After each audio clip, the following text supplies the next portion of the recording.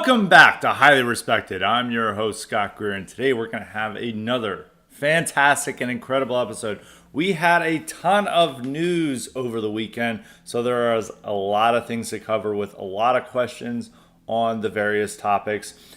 We're going to start off with Iran and Israel, of course, and new policy we're going to have when we're addressing the first topic is that if there are questions, I'm just going to quickly summarize the questions or simply name who sent questions about this and then jump into the topic, because if I read all the questions from, the primary topic we have, it interrupts a little bit of the flow that we have in this podcast. And a lot of people have been preferring that I just go off for about 20 minutes on a topic and then we jump into reading in the questions. So we're going to be doing that today. We got a lot of questions dealing with Iran and all of the potential, or not potential, but all of the violence and conflict going on with Iran and Israel. We got a question from Nitro, Hornet, and J. Red Rourke on my thoughts on what's going on with Iran. So we're going to go into that. So it's, first thing, it's not good. I think the one thing we need to make clear is it's not good. Israel has been continuing to try to escalate this ever since the beginning. They have looked for the opportunities to take out their various enemies around the region, and they've largely succeeded. Assad is gone. Hezbollah is weakened.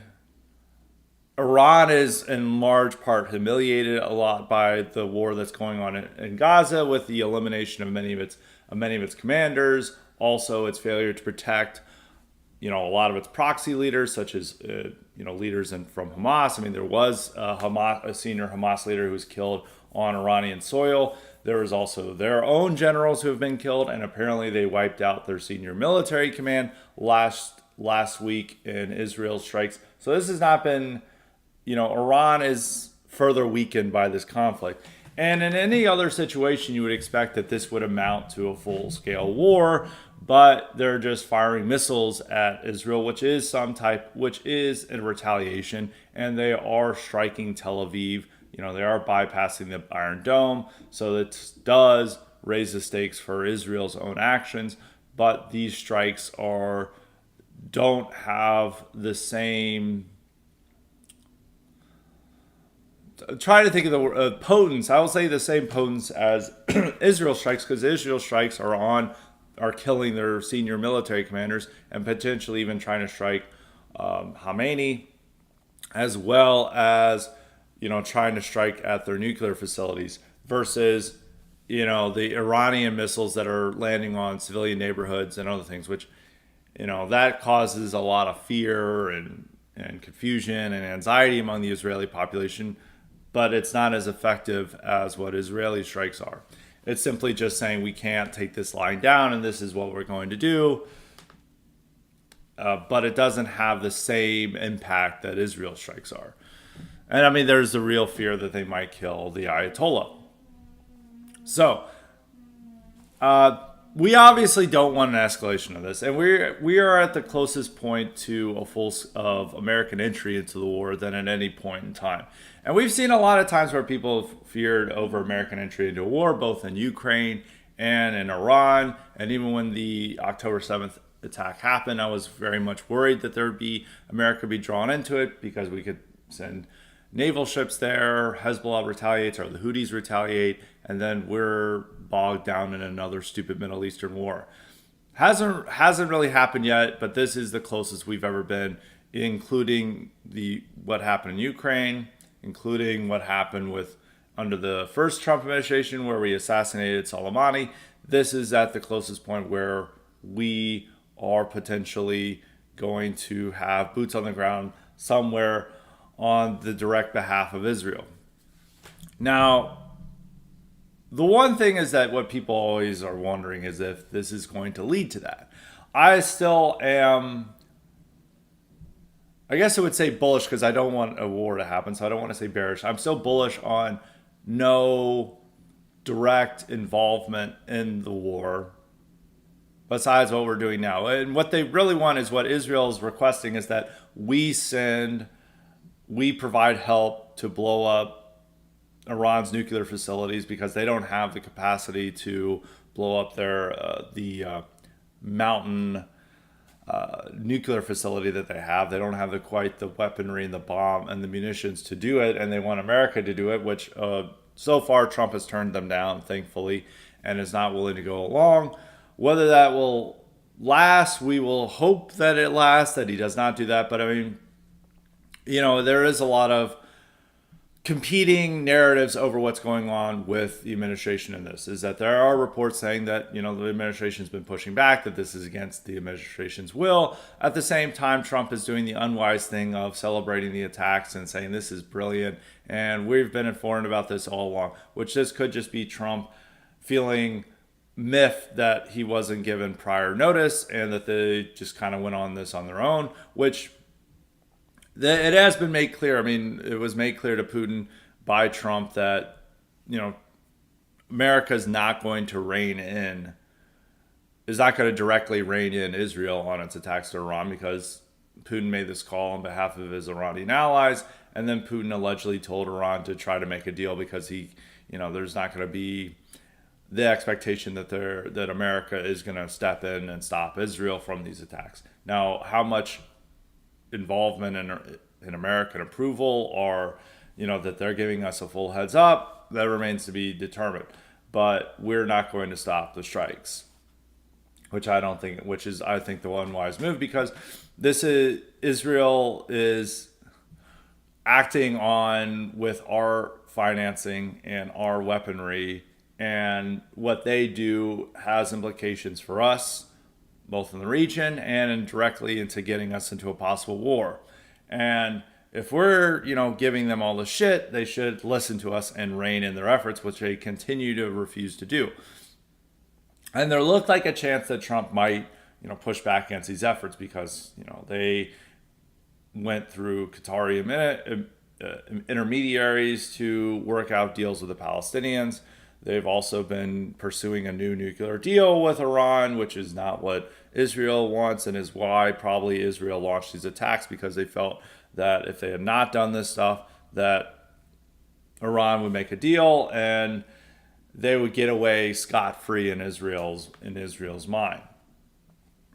And this is why they're launching the attacks. This could be that America is allowing this as a sop to Israel to allow them to, or they think that this is going to help the negotiations around the nuclear deal. If it's accurate about what Putin told the Ayatollah and Iranian officials, then maybe that is the case, because Putin is now urging them to take whatever deal they can get, because they can't really get America to step in to rein in Israel. So there's all that to play. Now, America is setting some limits. They've been telling Israel to not assassinate the Ayatollah. Whether they're going to follow those lines, you don't know, because even under Biden, they kept doing things that America told them not to do or to restrain from, and then they did it. And they've been playing, they've been making some high-risk gambles throughout this conflict, but they continue to pay off. They assassinated pretty much the entire leadership of Hezbollah, and Hezbollah is extremely weakened. They also kept striking at targets in foreign countries against that were affiliated with Iran or Hezbollah or Hamas, and those paid off without much consequences. All these Hamas leaders were trying to get, through their own intermediaries to say that they want to guarantee the safety of these leaders, and then they took them out. So they've been playing, a high stakes game, but they keep winning. They're gambling a lot, and these keep paying off. And so far with the Iranian strikes, they are, because they're banking that Iran is too weak to properly respond to these strikes. And so far they have been correct in that. And Hezbollah is reportedly standing down. They still have the Houthis, but the Houthis don't share a border with Israel. I mean, they can't obviously strike at shipping, but apparently America went after the military incursion against the Houthis. We made a deal with them that they would not strike any of our assets and try to leave more of the shipping alone. But they left Israel on its own against the Houthis, which is showing some of the independence of the administration from the direct Israeli line. But obviously, what we're seeing with against the latest efforts against Iran, that's not quite the case.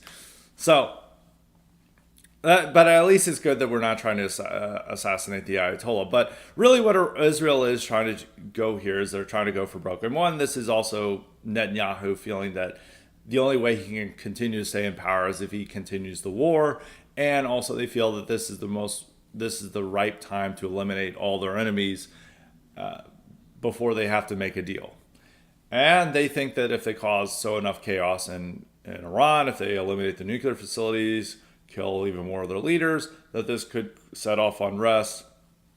And then if Iran does, more of an escalation than what they're already doing, that they try to, cut off oil supplies, they authorize the Houthis to make, to expand their efforts and potentially cause damage to the global economy, that this will then result in more sanctions against Iran, and this could cause more social unrest and potentially topple the regime. I don't know how well that's going to work out because they keep anytime that there is like a single protest in Iran, they're like the regime is coming down. This would be like China when they're looking at the No Kings protest and thinking that the Trump regime is on the brink of collapse. Anytime that there is a single protest, no matter how small, you get those observers claiming that, it's over for the Iranians. I've been hearing this for, years and years and years. And there's never really been a threat. But this time, with weakened leadership, and if maybe the Ayatollah was killed and there would be a power vacuum, who knows? It'd be more up in the air than in the past. So there's that. I don't think, and in some situation, there's been a lot of argument on the right over this. Every normie conservative thinks this is awesome. As I shared in a tweet yesterday, I had a friend who listened to Ted Cruz's podcast, and Ted Cruz was, fawning over Netanyahu is like, this is so awesome. Netanyahu is our Churchill, and we have to stand together with Israel. Israel's so important, and he's just going on and on and on. And we all cringe at this, rightfully so, but unfortunately this is what a lot of normie conservatives think. And they also think that this is just a sign of strength. If you see Israel continue to own their enemies with minimal cost to themselves, and they display this level of strength and boldness against Iran, and Iran, all they can do is just fire a few missiles, then you're like, our side always respects strength and tenacity in this. And most of the base is still pro-Israel. I was reading even, I'll talk about the military parade next, but, they were interviewing guys from the military parade, and all these guys were like, oh, yeah, Iran is a serious threat to us, which the whole thing is clearly showing this is bullshit, because if Iran can't even properly respond to getting its equivalent of Joint Chief of Staff knocked off, then why are we worried about them? They are not that much of a threat to us.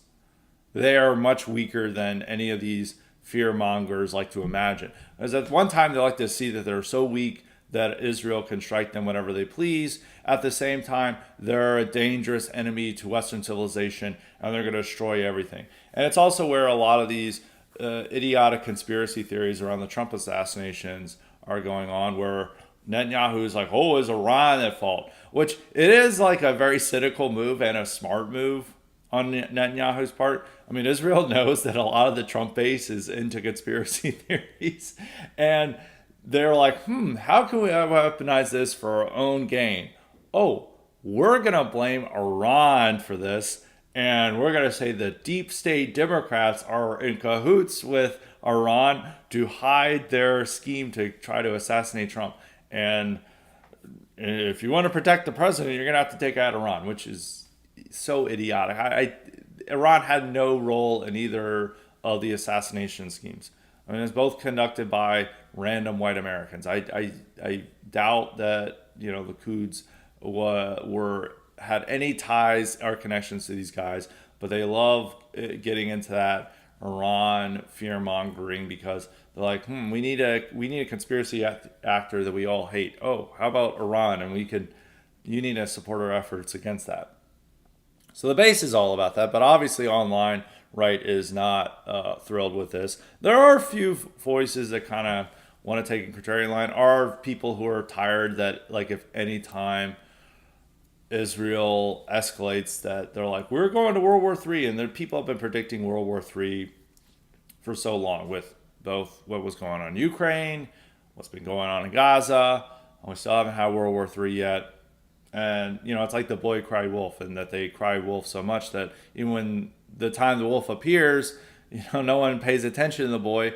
It's been like that with World War III. Now, do I think we're on the brink of World War III? Not quite, but I think we're closer at that point than any time before. And we shouldn't want to get to that point. We shouldn't be taking these unnecessary risks and these escalations for no gain at all, because we don't gain from this.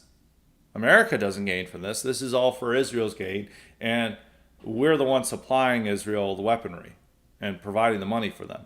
And the fact that they can't listen to us is a major problem. But that's also why it's important for a lot of conservative influencers and big time people online to unequivocally state that they are opposed to a war and we did not vote for this. Some people are saying like, "Well, we're already involved, so we're already in war." Well, I don't know what's the productive thing to say. Well, we can't do anything. I don't know. Some people, it's like almost an Elon Musk tier thing. Like it's time to impeach Trump. I don't think that's going to happen. But you need the Trump administration is obsessed with what the online right says. And they really pay attention to this a lot. And if they log on to Twitter and they see every influencer and everyone being very down about these attacks and are urging that America not get involved, they are going to take that in consideration. And it does provide enough resistance towards these efforts. If people are all like trying to spend the time poo-pooing the idea of World War III or saying like Israel has a right to defend itself and all that, that is counterproductive, because then they can create that impression that the online right is fine with us with further escalations and further involvement, which we don't want. We want them to have a unified response from the vast majority of influencers saying we don't want war with Iran. And there's been a lot of cringe people who even said that. Like Benny Johnson had a long thread about this, which, I'm not the biggest fan of Benny Johnson, but it's very good that he says that. And I was even surprised by saying that, because he's a full-time propagandist who does whatever, the administration wants. But even he realizes a lot of his audience online is not fond of this. Now, it's very different from Fox News watchers and talk radio listeners, but the people online are not fond of this, and it is good that you have people like Benny Johnson saying these statements, because the administration reads that and, they want to look based in their eyes, and if they think this is cringe and is a bad thing, then they're going to second guess this. And I do think, if they can't even get, overwhelming enthusiastic support from our sphere, they're going to be less inclined to try to intervene. So I think that's a good thing. And even with saying that this is the closest we've ever been to a full-scale war or us getting involved in it, it's still going to be extremely difficult to sell this to the public. It took a lot for us to get into Iraq. We still had the bloodthirst over 9/11 and anger over 9/11. And it hadn't been sated by the Afghanistan effort. And Saddam Hussein had been long built up as this enemy. And then we had to falsely claim he was backing Al-Qaeda. We had to falsely claim he had these weapons of mass destruction and he was potentially building nukes. And through this information, we were able to build, and also the already existent anger over 9/11 and the desire to punish anyone who might have been involved. And then the administration appealed to that in order to get people to support a war with Iraq. It would be extremely difficult to convince the public to back, large-scale boots on the ground, us invading Iran. you could only have that with like another 9/11. But even with another 9/11, I don't think our country is so different from what it was 24 years ago that I don't even think you could have that unified response and from America and desire for a full scale war. So I don't even think that would happen. But still, even with that in mind, you shouldn't allow Israel to continue to do this stuff. Because we've been trying to extricate ourselves from the Middle East ever since Obama, and it continues to fail for various reasons. And we looked like we were about to leave, and then Israel dragged us back in. And you would hope that the president would force a peace deal on Israel, but they seem not inclined to. I mean, some of this is just the political calculations a bit, because once a peace deal is reached, he's out of power. He's gone. There's a lot of anger in Israel towards him, and the only way he's staying in power is due to the war.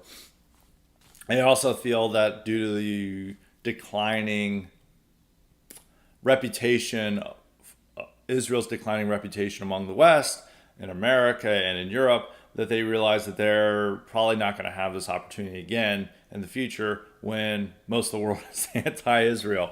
So they feel that this is the one time that they're able to strike, and they're going to take it to full advantage. So, I don't. My one prediction is I don't think you're going to have another Iraq-style war out of this. I don't think there'll be boots on the ground.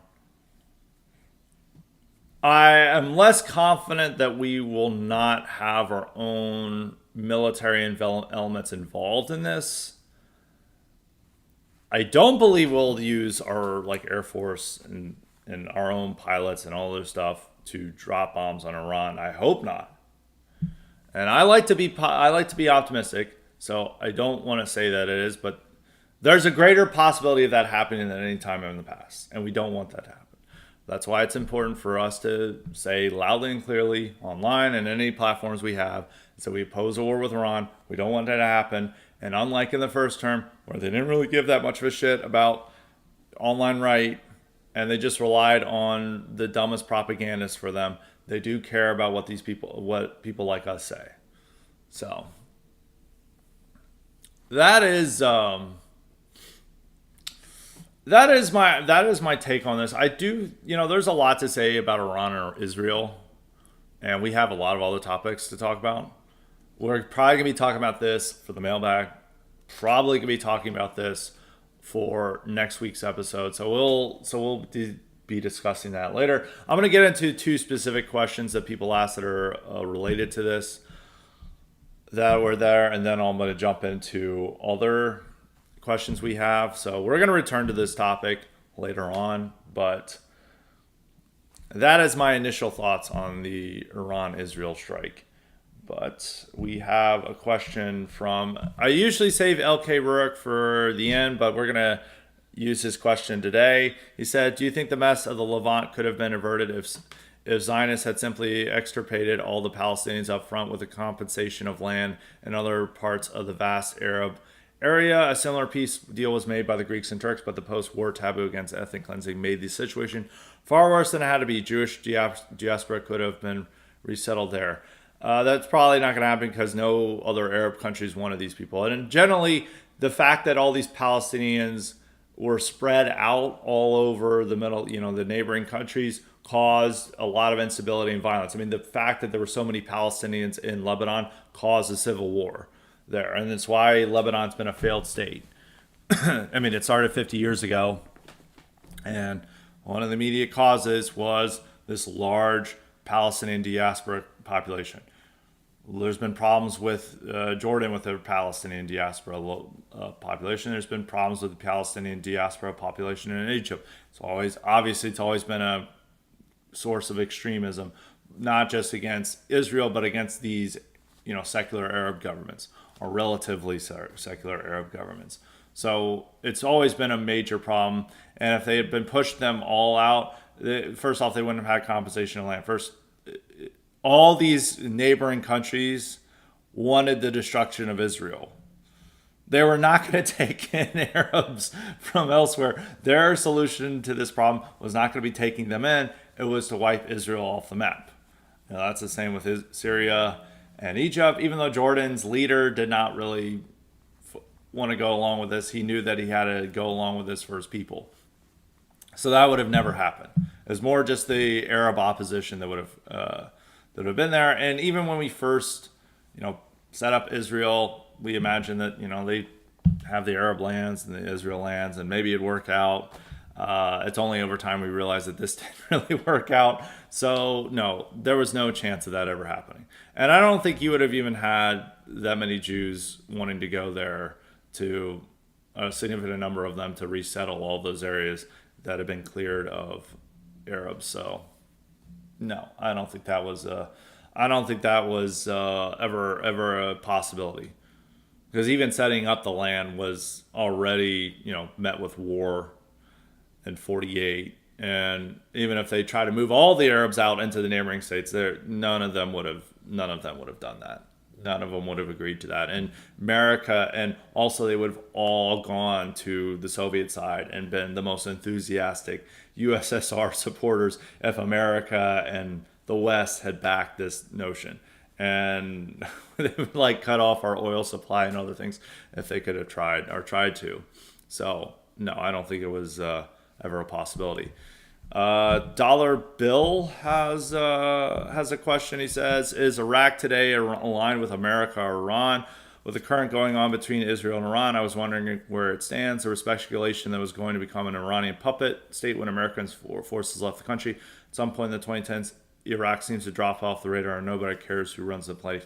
Well, they have decent relations with us, but they're very close with Iran because the Shiites are now in control, and they have much friendlier relations with the Iranians than Saddam did and the Sunnis did. So it's not fully aligned with Iran because we still have military elements there, and they still operate with us. So the question would be both, which is not really what America likes, but that's what you get when you replace a Sunni, a bulwark against Iran, and then you allow the Shiites to take over, and obviously they're going to have a friendlier, cozier relationship with their neighbor, their Shiite neighbor. So yeah, the answer would be both. But we're going to move on. I guess we'll go to the parade thoughts. We had a couple different people who asked about it. Maverick asked questions about it. All right, well, Jay Redrourke had another specific question that I'm going to get to on the matter. He says, two allies, Ukraine and he did quotation marks. Ukraine and Israel have now acted unilaterally to embarrass the USA, without which they couldn't exist, and to which we give far more than we get, if indeed we could get anything out of them at all. What should Trump do in response to their insolent efforts at sabotaging his foreign policy? He's more likely to punish Ukraine than he is Israel. But at the same time,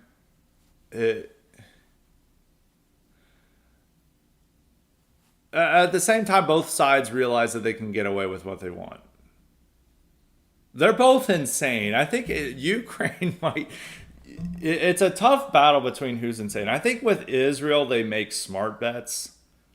They take risks that they know that will not have the type of blowback, like our massive blowback, while Ukraine takes more insane risks that they're like, we don't give a shit what happens. I mean, it's like them attacking the nuclear bombers and stuff. They really, they don't care about the risks. They're much more insane about this stuff, and and also Ukrainians are less subtle about trying to get us into their conflict with Russia. But we also have a much more antagonistic relationship with Ukraine than we do with Israel. And so you would like him to cut off Ukraine. I think he's more inclined to do that, but he's not inclined to cut off Israel. So You want to see something done with both of them so we can have peace. But I would say the one, to go on another subject is I think Israel's efforts against Iran makes probably Russia less inclined to reach a peace deal. Because, I mean, Trump was implying in his comments that the whole nuclear negotiations with Iran was a ruse to lure them into a false track for Israel to strike. Whether he was just bullshitting to act like he had a hand in this or whatever, that's not like Putin's to be like, so I can't trust the word of Trump and his foreign policy team, so why am I going to end this war? I think that's going to have the direct effort on a peace deal in Ukraine, but that's my so that is my thoughts on that. But we're gonna get to the parade. Let me double check and see who else got it. Everything else is pretty much Minnesota assassination. I got a ton of questions about about that. So, but we're gonna go to the parade. So Maverick, both Maverick and IPA Enjoyer had different takes on the parade. He said, thoughts on just the aesthetics of the parade and how it went without getting into politics. In my opinion, it did not look good due to so many soldiers being out of step and formations looking bad. It felt like the army did not care to look disciplined, and there was an uncanny valley aspect seeing Asian women in revolutionary uniforms and black women in Civil War cavalry. The last military parade looked much sharper and lively, which is no surprise because the military had gone away from drill and ceremony for the past couple decades.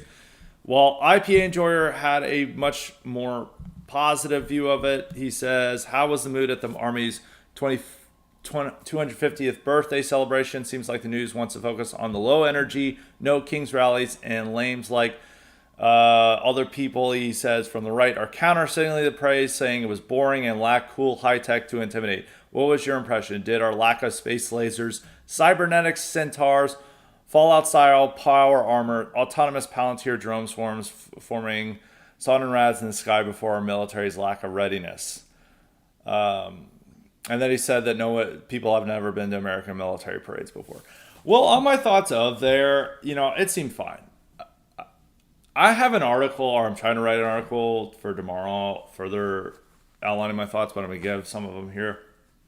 This is about what you'd expect for a military parade in modern America.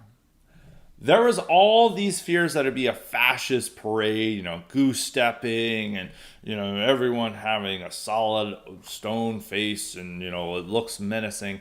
And the planners did not want to have that. And also, I think a lot of Americans would have found it weird. What a lot of the right wanted was a Russian-style military parade with this loud, bombastic, martial music, and everyone goose stepping in time, and it's not quite goose stepping, but having these elaborate march drills and other things, and it's created, and you have the giant missiles, and it's more of a show of force than just kind of showing people sauntering about.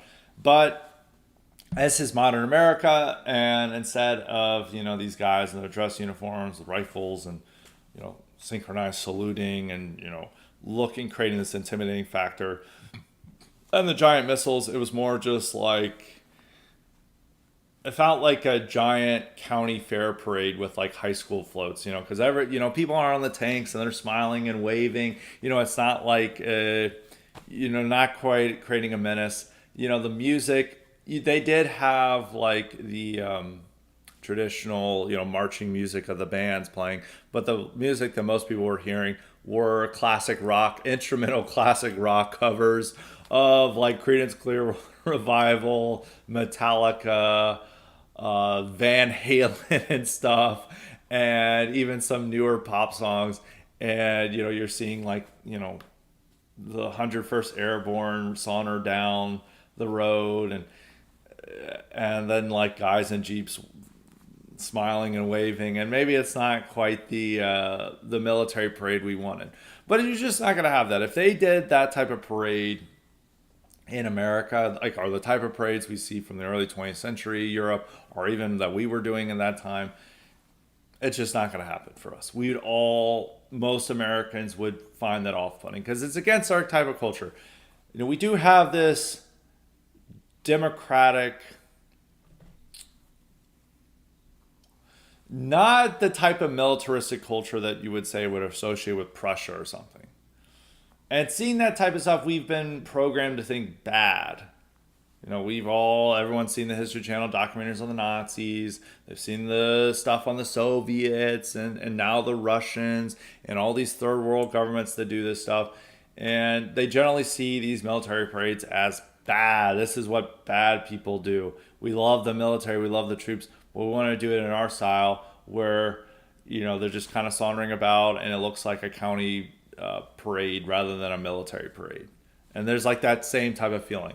But I mean, the people who were there, which is all Trump supporters, enjoyed it. There's media's like saying, "Oh, people are disappointed by it." I mean, there was awkward moments where people weren't sure how much they should cheer on certain things, and it was maybe a bit more quiet than you'd expected.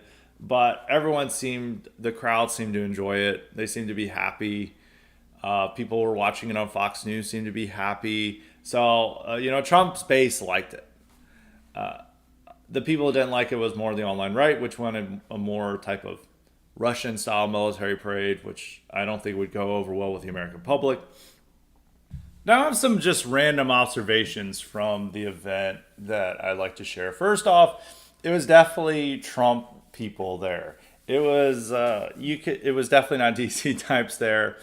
I saw a ton of cutoff T-shirts, or sleeveless T-shirts, which I don't really see, or people just wear them ironically, or just wear them to the gym. But people were wearing them as their Saturday attire. Pretty much the vast majority of people under 40 there had tattoos, and several tattoos too. Everyone had like tattoos all over their calves and stuff, and is all very visible tattoos. Which it does. There was a new study that showed Republicans are now more likely to have tattoos than Democrats. You would definitely see that at that rally. That definitely proves it at the parade. Second most common shirt the most common shirt besides patriotic attire or Trump attire were Metallica T-shirts. So Metallica is huge. Sometimes you felt like what year it was. I mean, in a good way. Because with the exception of the tattoos, this felt like a gathering that you would have witnessed 20 years ago, like at a NASCAR race or something. It was still overwhelmingly white. There were a lot of Hispanics there. There was some funny Hispanics. There was one guy I walked behind who had like a graphic curb stomped your pedophile T-shirt, and it was like drawn in kind of like a heavy metal album artwork of them curb stomping a pedophile. There was also these two Hispanics that were getting really mad at this nerdy white guy in a Noam Chomsky shirt, no less, who had like some anti-imperialist sign, and they were like, "How dare he hate our country, man?" And then they were getting really upset about that next to me. But it was still overwhelmingly white, lots of families. I would say besides the tattoos and maybe a little bit more Hispanics, it really did feel like it was something 20 years ago. Even like the Metallica shirts they were wearing, they were like Ride the Lightning and Justice for All t-shirts. So those would have been you would have seen all those shirts around 20 years ago. So one of the first time where, band shirts, you didn't see as many Nirvana t-shirts. It was overwhelmingly Metallica t-shirts. So I guess that's a good thing. But it was definitely, and the crowd, a lot of those young kids were probably like, "Man, I can't wait to join the army now." So those are my observations, and they seemed to enjoy it. Maybe it was a little low energy, and there weren't people chanting out, patriotic anthems. There were just people, USA, USA. But for what it is, it worked. I think if you had the Biden administration, there'd been a lot more lectures about like diversity and other things. I mean, there was the type of imposed diversity there, but I mean, the military itself is very diverse. You did not see the diversity in the combat units. Let's say that, the infantry units and the Rangers, and even they had a special forces detachment. You didn't see any diversity there, but you did see that among the rest of the military. But that is reflecting what the military looks like itself. It's not like maybe they intentionally did that, but it did have the odd things of like, you seeing an Asian woman in revolutionary garb or in black women cavalry officers in Civil War outfits. So that part was a little weird, but what do you expect? So I thought it was fine for what it is. I didn't have that like high expectations, expecting like a Russian style military parade, but so I guess I got what I came for, and it seemed fine. So those are the questions about that. Now we've got a million questions on the assassination from Minnesota. New England refugee asked me to talk about it. K-Max had a question about it. Unless it's something specific, I'm probably just going to summarize some of these questions. Let's see. Yeah, K-Max just asked about it. K-Max asked, like, is this a lack of decorum we have in our politics at this time? What? Or he's like talking about political violence. I don't know. Is this not caring about decorum and having common ground anymore? Well, we'll get into that. Hornet had a question. Do you think the assassinations in Minnesota ultimately reduced the turnout for the No Kings protests? Looking ahead, do you think Democrats may become more hesitant to gather publicly due to concerns about being associated with potential violent actors? Well, they weren't. This guy wasn't a No Kings guy. And then Nitro asked thoughts on the Minnesota lawmaker assassination. It looked at first like a cut and dry Luigi-inspired left-wing hit on a Dem defector, but now it seems a lot more ambiguous. Do you expect to see more crazy, disgruntled people copycatting the United Health murder as they previously copycatted Columbine?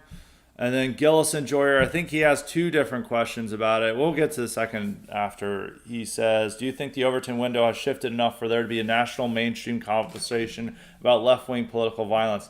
Even if the Minnesota Perp was not a leftist, which remains to be seen, just in the last year we've had two attempts in Trump's life.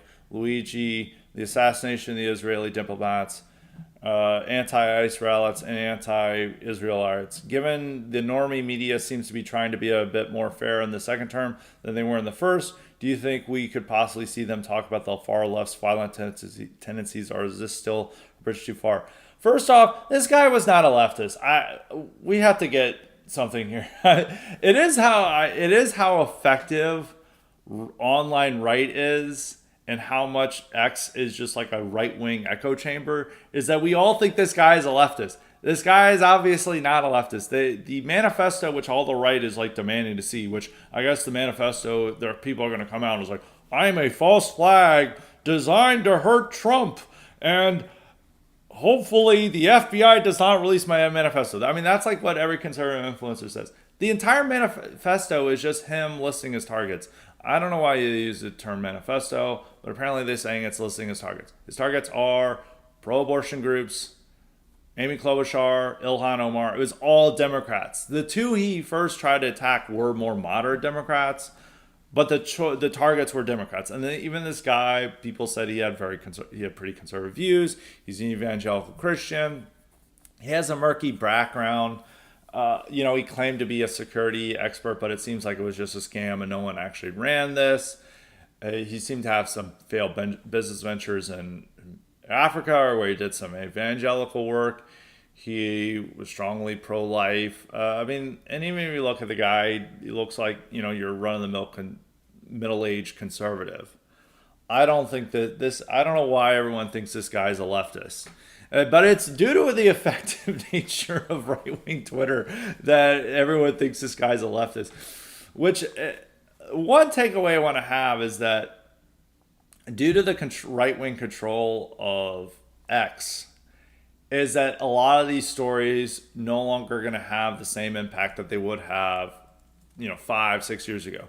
If this had happened in 2019, they would have been like banning everyone who this guy followed. Same in 2021. There'd probably even been, in 2021, they might have even arrested the people this guy was following, the conservative influencers.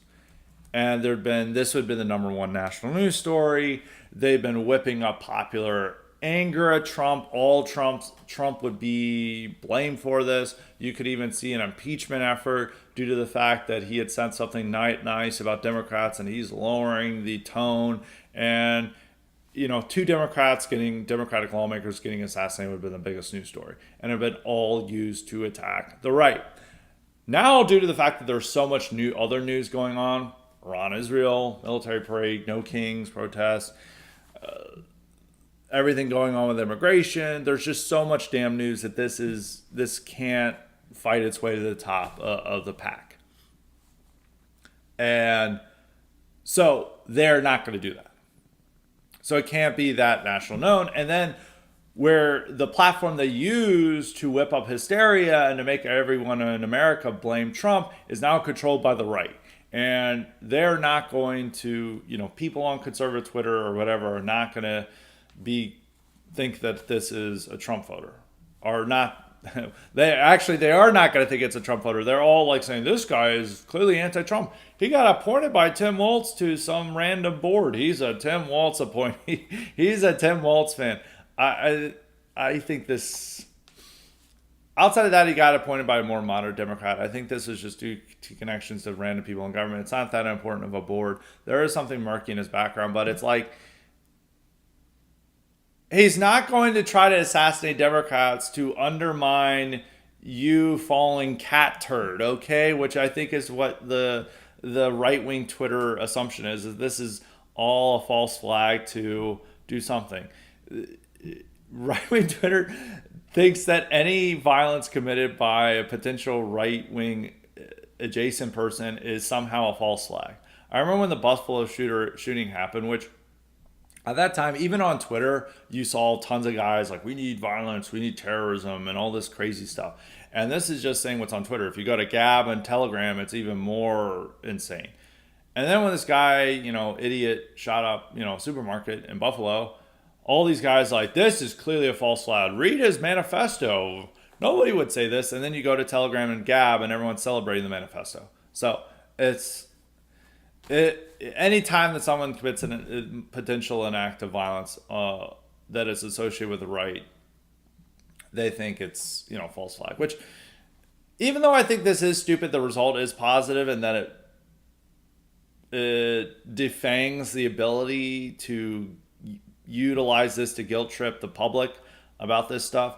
I think we should just view this as like random nut jobs whose lives have gone awry and they want to act out, and maybe you shouldn't think that there's as much political backing with this, even though I think this is harder to make out when this guy is clearly targeted political assassinations is more like Luigi Mangione. But this guy made a wrong assumption to think if he was wanting to be like Luigi and be celebrated by people, he needs to realize that the right thinks that any real world actions are false flags, whether it's a protest and certainly whether it's a assassination plot or something like that. And this guy is not going to have any fan base like Luigi did, because Luigi got a huge support from the left and even some elements of the right. This guy is not going to get anyone's support because the audience he's probably trying to win over is all going to think he's a false flag and a secret Democrat done, and he was doing this to undermine cat turd. So I don't think it's going to be in there.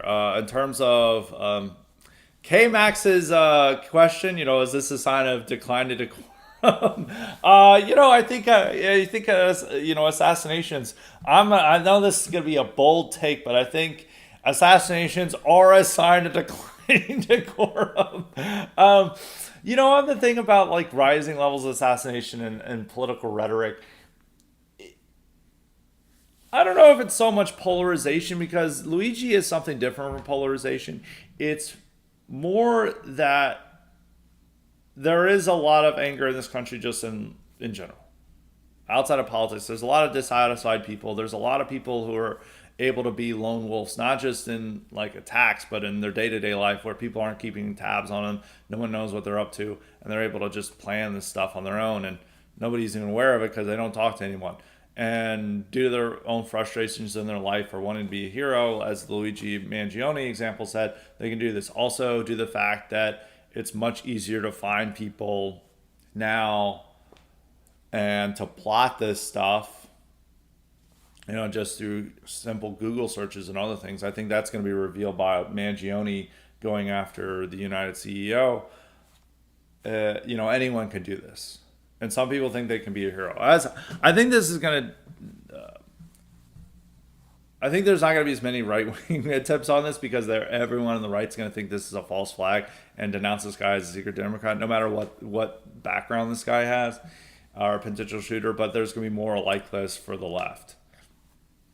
And you just have like a crazy levels of political. I mean, there was like the guy who is an anti-natalist who blew up an IVF center and other things. So yeah, it's just more that it's like an insane asylum in America. But I think people are now, Luigi is now setting the example of, rather than doing a mass shooting at a supermarket or a school, you now target specific individuals, whether it's a politician or a corporate CEO or something, and you're definitely going to see more like this happen. So that's the nature of it. I think Hornet had a specific, are the No Kings reducing turnout for the No Kings? There's somebody else who had a very specific one dealing with that. I mean, or it's Gillis Enjoyer is actually second question. But Hornet on the No Kings protest, I'm not sure if he's like saying that they tuned out because they thought this guy was like like one of them. I mean, he did have the No King stuff, but it was like likely he was just doing that to like. Well, we'll see what his next plan is, but maybe he was going to No King's protest to like target more individuals. So we don't know. I don't think it had any impact on the No King's protest. It did in Minnesota because they canceled some of them because they were worried about violence. But outside of that, no, I think the No Kings protest, it was bound to happen because it's like they were all low energy and boomer tier stuff. I didn't really go into this, but I mean, I saw the No King stuff around the DC parade, and even there was one on one overpass. There was these old boomers who tried to be patriotic. They were really trying to do a forced patriotism there, and they're like, we have American flags and we've been fighting kings since 1775. But then outside the parade, there was these people, they were just kind of milling about, low energy. There's one girl who's like, let's do a chant, no KK, no fascist, or no Trump, no KKK, no fascist USA, and they're like all kind of mumbled along with it. So it was like really low energy, and it was all boomers and just random sort of people. I mean, I was proven right when people were like, this is going to be the beginning of Summer of Love, and no, it wasn't. It wasn't even anywhere. It was a fraction of the Women's March. It was hardly any protest, and other news, dwarfed it both with Iran strikes and these assassinations. So it is funny that like the being associated with potential violent actors is that once again some people thought the guy was a Democrat, even though I think this might have been sent in before it became clear about who he was targeting. On the Overton window shift, no, mainstream media isn't going to do that. I mean, they're much more concerned about Luigi. I mean, this is also not a part of the left-wing political violence. The thing is, if they wanted to connect right-wing political violence, they could. Because there were those crazy kids who were brainwashed, or not brainwashed, but like psyched up on Discord to do school shootings. Whether those are specifically right-wing political violence, I mean, they were like into Satanism and shit. So I don't know what that, I don't think that would be anyone's type of right-wing violence. There's also the kid who was wanting to assassinate Trump for white nationalist reasons and then kill his parents. There's been a couple of other stuff that's been happening. Not really coming from normal Trump supporters. But, if they were going to have a narrative about this, it'd be about right-wing political violence. But I don't think it's going to happen because, one, as I outlined with X, that's it. But on the rest of the leftist violence, media is concerned about Mangione stuff. They don't like the Mangione stuff. The mainstream media was very critical of Mangione. They do not like the type of far left actions, even though Mangione's politics are more like IDW than like his book recommendations he had. It's like still like IDW stuff. He recommended a really bad book by a really bad influencer. I can't. It came out last week, but his politics aren't even far left. They're just very odd for his actions, but still, they don't like the idea of some random person going up and shooting, a prominent CEO or a politician. And so we're definitely more going to condemn that. So They would talk about the far less violent tendencies in the context of Mangione, but this is going to serve as an inspiration for them because this is likely going to be lumped in with right wing political violence. I don't know how a guy who's targeting Democrats is somehow an example of left wing political violence, and this guy was not a far leftist. By his chance, I think this guy just his life went to failure and he decided that this is going to how he's going to make his mark. Second question from Gillis and Joyer. Speaking of leftist violence, why do you think the 2017 congressional baseball shooting has been memory hold not just by mainstream but also by the right? In a way, it was the left's J6, but actually much worse given Scalise ended up barely surviving. It should have been one of the defining moments of the first term, but even the elected GOP officials that were there never talked about it. Well, I mean, it's hard for people to remember a lot of things from 8 years ago. There's a lot of things that like happened then that were huge news. One had happened in a busy news time frame where they're fighting over Obamacare. I mean, it should have been the biggest news, but you could see the difference in how the media attention. Left-wing violence happens, and Trump was blamed for it by CNN and MSNBC. And all these GOP officials came on and like, and there was a guy who got a bullet in his duffel bag, and he pulled out the bullet and was like, "This is why we need to lower the tone and we need to be more civil and have a pleasant debate." And that was his whole thing. I mean, the GOP hadn't really been Trumpified yet. If this had happened now, we would be calling for the rest of Democrats and like shutting down MSNBC.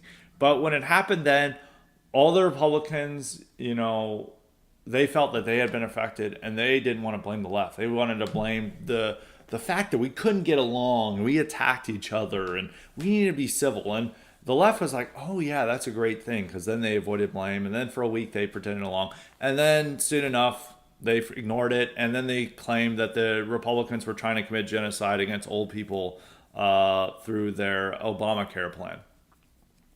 So they really lowered the tone. So they really took away the lesson. It was really more how Republicans and conservative media took it, is that they were not Trumpified at the moment, and they all wanted to go along with like, we need to be respectful and have a civil debate, and they're all still not liking Trump, and they didn't want to, encourage Trump's tendencies. So they then decided, and even Trump himself was convinced, like, oh, we should just be have more civil debate, and that became the thing.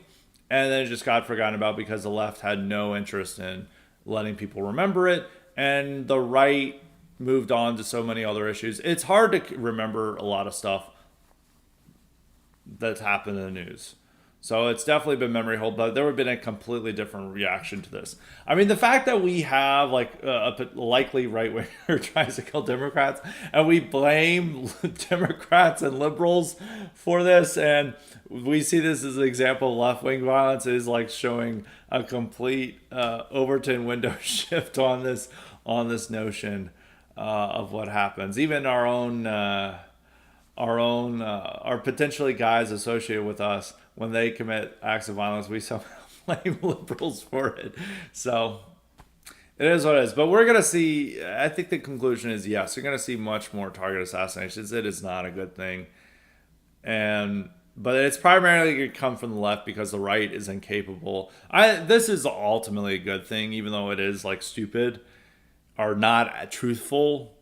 But the right is incapable of seeing violence committed by their own side as somebody actually doing this. It has to be a false flag or a Fed op. So that person's never going to get that recognition and status that they would like from Luigi.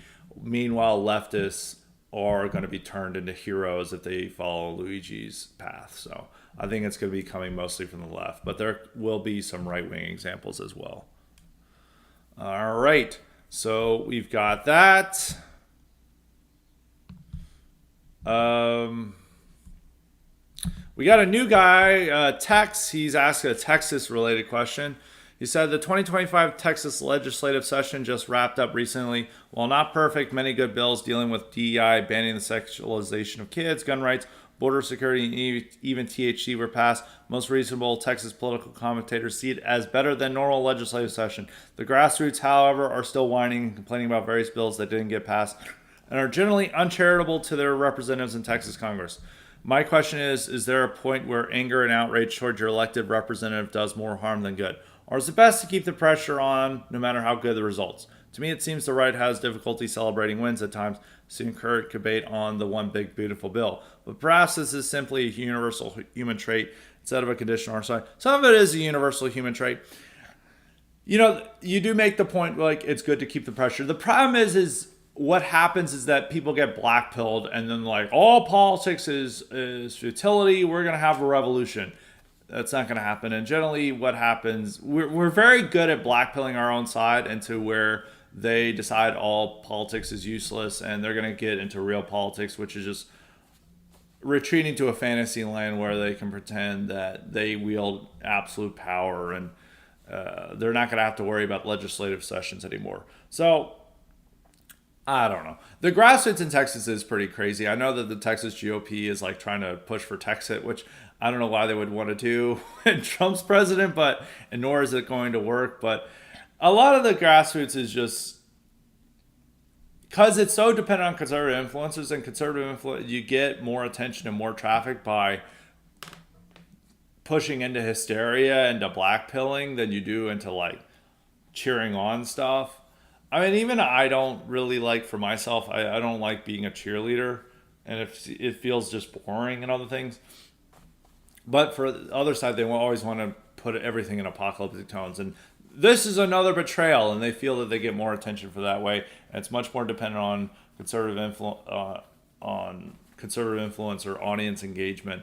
And so they like to get all these things to have that level of betrayal at all times. And I think a lot of right-wingers are addicted to feeling that they've been betrayed at all moments, so they always react this way. But, these state legislatures are doing pretty good jobs if Republicans are there. And it's good to want more, but you shouldn't go into black pill territory where you're just like, oh, they've betrayed us again. And when it comes to Congress with blackpilling, it's like we have a thin majority. Like U.S. Congress, we have a thin majority. We're very limited in what we can do, and we should be happy with the one big beautiful bill because that's like the best we're gonna get. So, but I guess I get more tired of it because I'm on Twitter, and this is the type of content you see nonstop, and like you feel like most of our political engagement is just blackpilling our audience into thinking that they shouldn't vote and shouldn't be involved in politics, and they should just bitch all day on things on Twitter, which is real politics. So I do get a little tired of it, but it's hard to keep activists there. And it's good that they have strong principles that they want enacted, and they're still going to be pushing these people. You just need to make sure it's constructive and just not full on blackpilling. I think Renown had a question, yeah. He had it about the. Senator Padilla getting arrested or getting kicked out of the Kristi Noem press conference. This is on another big news that now we're probably going to forget. He's saying it's a nothing burger in my opinion, but they go on and on about it. Usually Democrat partisans do it when it benefits their cause, but this time I just can't see it. Am I out of touch? Does the injustice inflicted on Alex Padilla resonate with the American people? No, it does not. He wanted to be blackpilled. I don't know why he wanted to be blackpilled. They think it is because it's like this is a senator being arrested and other things, but I don't know why they think this is something new. I mean, we're charging a representative, a congresswoman, Representative LaMonica, with like serious felonies that could land her 17 years in jail. We arrested the mayor, Baraka of Newark as well, and so. We've been arresting officials and they've been trying to get arrested. And so, and Padilla wanted to get this. So it's like, and liberals are like, oh, they did this to a senator. This is so outrageous. It's more them just trying to like, thinking this is still 2017, 2018. And then thinking they can whip up, animosity towards the Democrats and hostility towards, or not hostility towards Democrats, but hostility towards Trump and Republicans and how he's a tyrant by showing what they did to a senator. But the senator was trying to get it, but he didn't receive the level of attention, and the media is just mad that they're not able to whip up the type of outrage over it that they expected. So, I don't think it resonates at all. There's so much other news now, and people have already been used to these Democrats trying to get arrested, like what happened at ICE facilities and other things. They just don't care. And I mean, there was like worse stuff in 2020. I remember in 2020, Rand Paul got like hassled and pushed and shoved by left-wing protesters and other things. So we've seen this before. So I just think people don't really care about it. And that's a good thing. So you should be white-pilled about it. Who else we got? And it's all the other questions. Sharecrop said he had a mailbag one, but it's a very quick question to answer. He said, at the risk of offending a portion of the audience, how much do you think obesity affects politics? In my opinion, many things are downstream of feeling ugly. Huge amount of people being at the bottom of sexual selection hierarchy must foster resentment. This ties into LGBT also. I think if you're fat and young, you're probably more inclined to vote for the left, but maybe that's just women. But you see plenty of fat people on the right too. So obesity is kind of a transcend partisan lines. I don't think it actually has much of an effect on politics because we have so many obese people in America that it just is what it is. And I think obesity probably is maybe more of a sign of being less involved. Maybe might be a sign of being less involved in politics because it's generally the poorest people, the less informed people who are more likely to be obese. But I mean, it's so common in America. I don't think it has a direct tie to politics. Unless you just think that like every Jack Chad in America, like the entire right is full of Jack Chads and Stacys, which we're not, you would think it. I don't think it has as much of an effect on politics.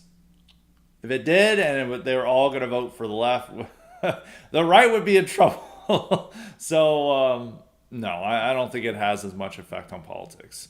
I think the feeling of ugliness, I think if you're somebody who feels ugly and an outcast, you are more inclined to go to the left as a younger person. But there's just so much fat people in this country that it's like, it's just the norm. But maybe really obese women, where a lot of that is maybe tied to their self-worth, that they're more inclined to be leftists. But I would diminish its importance. We got Arm Day Enjoyer, who has asked the variant of this question several times. I might almost put a moratorium on asking questions related to this topic. It is very impressive how he has managed to find like 20 different ways to ask this question on Anglo culture. Oh, actually, I'll go to Arm Day Enjoyer, then we'll finish up with K-Max. K-Max has another question. He said, given that... but Arm Day Enjoyer asked, given that the white middle class in middle America tends not to engage much in interracial mixing, and that most white Hispanic mixing, still a significant minority right, occurs within the blue collar class, often involving Hispanics who assimilate in that culture, is it accurate to say that white Americans still retain cultural dominance and the association of American with white will largely remain intact? As I said, you've asked this question. I understand your interest in it. It's a very important question, but you've asked this question a lot. There's a lot of other great questions, but as I always say, yes, it's still culturally dominant. It's a type of whiteness, but the type of whiteness is changing from, say, the 1950s version of it, where it's like suit and tie, no tattoos, straight and narrow. It's now a whiteness where you're wearing a sleeveless Metallica t-shirt, and you've got a lot of tattoos, which that person's probably got some really cool politics, but maybe you would want, if they're 30, you might want them to dress up a little bit better. But, yeah, whiteness still is dominant, but it's changing a bit. But Arm Day Enjoyer, I think there are so many other great questions you could ask that we will return to this topic later. I think there's a lot of great other topics going on. There's a lot of pretty big news topics. We can ask questions about that, but I'm telling you, as I keep telling you, this white American culture is still going to have a lot of the dominant whiteness. It's just changing a little bit. And then he says, and this is also sort of similar, he said, if demographics are baked in the cake, even with deportation and immigration restriction, then it's our best hope to retain cultural, social, political dominance. Yeah, I mean, retaining whiteness as the core characteristic of American civilization is our chief focus. And we would like a better version of whiteness than maybe what's downscale whiteness that's being associated with Trumpism, and maybe the type of white libtardism that's associated with Democrat. We would like a better version of whiteness to retain, to be at the core of American civilization. So yes, I would say we need to retain cultural, social, and political dominance. How that's achieved, that's a topic for another day. But yes, I would largely agree with that. But we also need to care about demographics as well. I don't like to talk about like, well, immigration is already baked in the cake, so we can't do anything about it. We can still do about it, and there's a huge difference between being close to 50% of the population of white and then encouraging people who are at the fringes of whiteness to strongly identify as white and maybe get it back to over to 50% and having more white kids and other things. There's a big difference between that to getting the white population under 40%, and that fewer and more people are fleeing for whiteness, and then nobody wants to identify from white. There's a big difference between that. You still need to care about demographics and immigration restriction, even if some of the demographic problems are baked in the cake. So there is that. I'll go to K-Max's other question. He says, the fact that people think these riots in Los Angeles are coming from paid protesters must be due to the issue they are protesting. Or he goes on, liberals never seem to protest Wall Street, healthcare CEOs, or pro-union stuff anymore. They simply protest in favor of what billionaires want. Immigration and making country less white is the only issue I've seen them protest on a mass scale. Am I wrong? Unfortunately, K-Max, you are wrong. They still protest about the union stuff in Wall Street and healthcare CEOs. I mean, they all love Mangione for executing one. So they definitely care about this other stuff. They and a lot of these topics just get tied into one thing. Like they were protesting Teslas and how billionaires and oligarchs now control our country. So they still get this stuff out there. And even the No King stuff was a combination of anti-immigration or pro-immigration stuff, anti-billionaire oligarch stuff, and maybe unions were involved. And then generally there was larger calls for nationwide protests coming from the unions because there had been a union leader arrested in those protests in LA. So they still care about a lot of other stuff and not what billionaires want and getting paid. They still care about a lot of the other things. It's just that the chief focus of the Trump administration right now is immigration, and there are, confrontations popping off between these ICE raids and people involved or boomer libtards trying to protest them. So that's just the chief issue right now. But they definitely,